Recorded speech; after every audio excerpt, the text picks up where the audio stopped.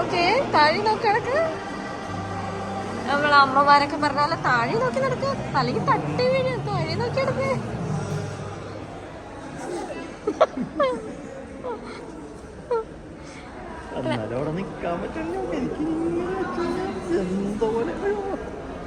ഇത് ഇവിടെ നിന്നിട്ട് തന്നെ തലയിറങ്ങി.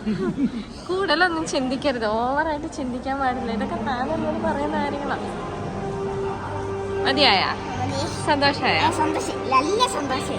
ഈ ലോകത്തിന് കൂടുതൽ സന്തോഷം. ഇതിക്കൊരു സന്തോഷാവൂല? അത്ര സന്തോഷായി.